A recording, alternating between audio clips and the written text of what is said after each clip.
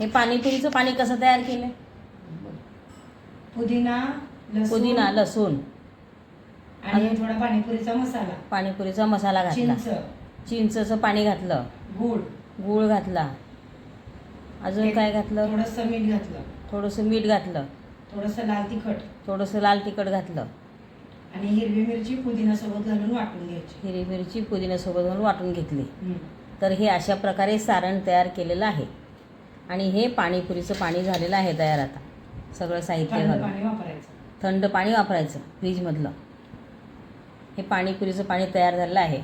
आणि हे सारण पुरीमध्ये घालायला बटाटा उकडून घेतला आहे, कांदा चिरून घेतला आहे, कोथिंबीर चिरून टाकली आहे, तिखट मीठ टाकले याच्यामध्ये आणि हे सारण तयार केलं आहे.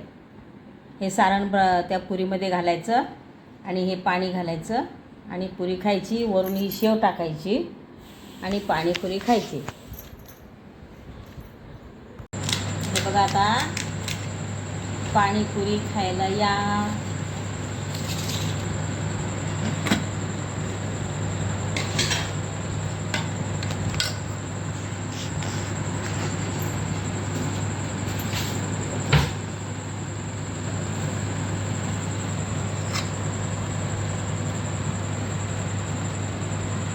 पुरीमध्ये असं सारण करायचं. कधी बघ ना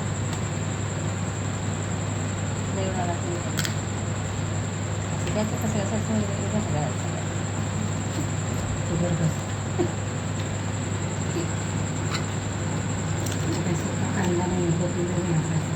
बघा हे असं सारण भरायचं.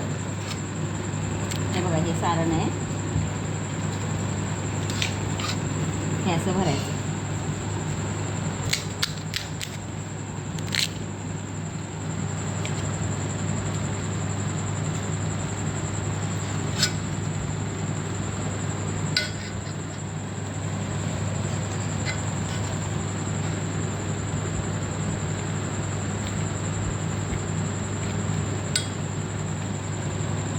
हे सारण भरलं आता त्याच्यावर ही शेव टाकायची.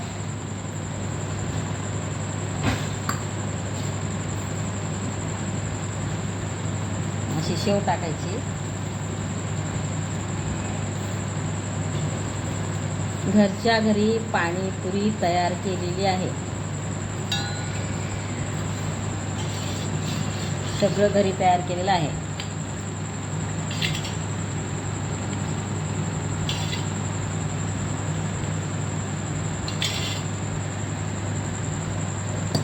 आता हे पाणी त्यात ओतायचं आणि खायचं. बसले खायला.